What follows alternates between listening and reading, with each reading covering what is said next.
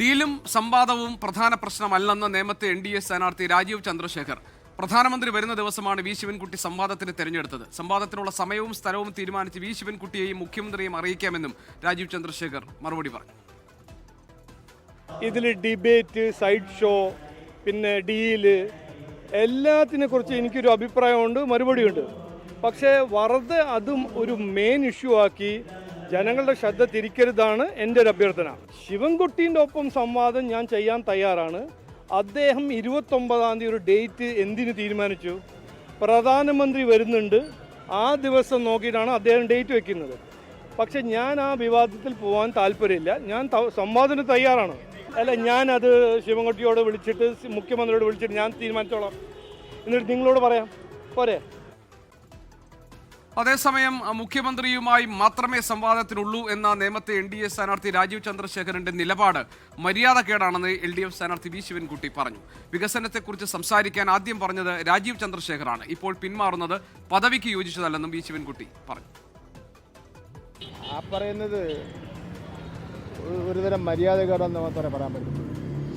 സംവാദത്തിന് എന്നെ വെല്ലുവിളിക്കുക, ഞാനത് സംബന്ധിച്ച് സമയം നിശ്ചയിക്കുക, സ്ഥലം നിശ്ചയിക്കുക, അതിനുശേഷം അദ്ദേഹത്തിന് അസൗകര്യമുണ്ടെന്ന് പറഞ്ഞപ്പോൾ വേറൊരു സ്ഥലം നിശ്ചയിക്കാൻ അദ്ദേഹത്തിന് അധികാരം കൊടുക്കുക, അതിനുശേഷം കാലുമാറി വർത്തമാനം പറയുന്നത് ഒരു മര്യാദകേടാണ്.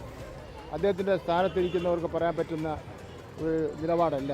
അദ്ദേഹം പരസ്യ സംവാദം നടത്തുന്ന പരീക്ഷയിൽ അദ്ദേഹത്തിന് 0 മാർക്ക് കിട്ടും, എനിക്ക് A+ കിട്ടും.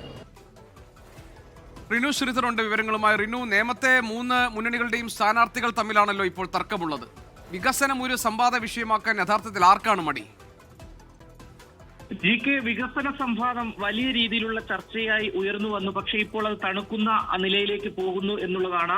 രാജീവ് ചന്ദ്രശേഖറാണ് ആദ്യം ഇത്തരത്തിൽ വികസനവും ചർച്ച ചെയ്യാമെന്ന് ആരോപണം ഉന്നയിച്ച രംഗത്ത് എത്തുന്നത്. എന്നാൽ ഇപ്പോൾ സംവാദമല്ല പ്രധാന പ്രശ്നം എന്നുള്ളതാണ് അദ്ദേഹം പറയുന്നത്. അതായത് പിന്തിരിയുന്നു എന്ന് തന്നെ നമുക്ക് പറയേണ്ടി വരും. മുഖ്യമന്ത്രിയോട് സംവദിക്കാം എന്നുള്ളതാണ് അദ്ദേഹം പറയുന്നത്. നാടിന്റെ ഭാവിയെക്കുറിച്ചാണ് ജനങ്ങൾ തീരുമാനമെടുക്കുക. അതുകൊണ്ട് ഇനി സംവാദം എന്നൊരു പ്രശ്നമല്ല, അത് മാധ്യമപ്രവർത്തകർ ഒരു പ്രശ്നമാക്കരുത് എന്നുള്ളൊരു അഭ്യർത്ഥന കൂടി അദ്ദേഹം മുന്നോട്ട് വെക്കുന്നുണ്ട്. അതേസമയം വി ശിവൻകുട്ടിയും പ്രതികരണവുമായി രംഗത്തെത്തി. അതായത് തന്നോട് സംവാദവുമായി ബന്ധപ്പെട്ട് ചർച്ച ചെയ്യാൻ വേണ്ടി ഡേറ്റ് ചോദിച്ച രാജീവ് ചന്ദ്രശേഖർ എന്തുകൊണ്ട് പിന്നീട് തയ്യാറാകുന്നില്ല എന്നുള്ളതാണ്. മുഖ്യമന്ത്രിയോട് ചർച്ച ചെയ്യാം എന്ന് പറയുന്നത് മര്യാദകേടാണ് എന്നുള്ളതാണ് LDF സ്ഥാനാർത്ഥി വി ശിവൻകുട്ടി പങ്കുവെക്കുന്നത്. എന്തായാലും രാജീവ് ചന്ദ്രശേഖർ വലിയ രീതിയിൽ അതായത് പിന്നോട്ട് പോകുന്നു എന്ന് തന്നെ നമുക്ക് പറയേണ്ടി വരും. കാരണം അദ്ദേഹം ആദ്യമായി ഇത്തരം ഒരു ആരോപണവുമായി രംഗത്തേക്ക് വരുന്നു, വെല്ലുവിളി നടത്തുന്നു. തുടർന്ന് വി ശിവൻകുട്ടി അതിന് തയ്യാറാവുകയും ചെയ്തു. പക്ഷേ അദ്ദേഹം പറയുന്നത് പ്രധാനമന്ത്രി വരുന്ന ദിവസമാണ് വി ശിവൻകുട്ടി, അതായത് 29 നാളെ പ്രധാനമന്ത്രി കേരളത്തിൽ എത്തുന്ന ദിവസമാണ്. ആ ദിവസം തന്നെ അദ്ദേഹം തെരഞ്ഞെടുത്തത് ശരിയായില്ല.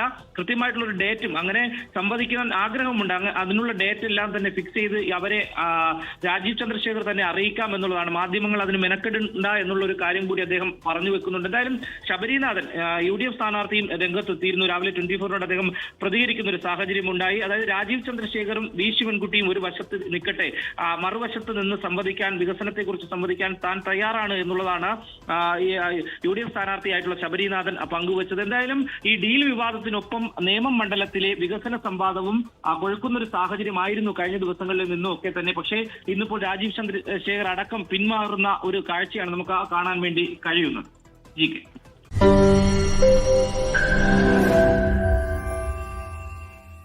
ലോകത്തെവിടെയായാലും ഏത് സമയത്തും 24 വാർത്തകളും ഓഗ്മെന്റഡ് റിയാലിറ്റി പാക്കേജുകളും എക്സ്പ്ലെയിനറുകളും വിശദമായി കാണാൻ ഞങ്ങളുടെ YouTube ചാനൽ നിങ്ങൾക്ക് സബ്സ്ക്രൈബ് ചെയ്യാം.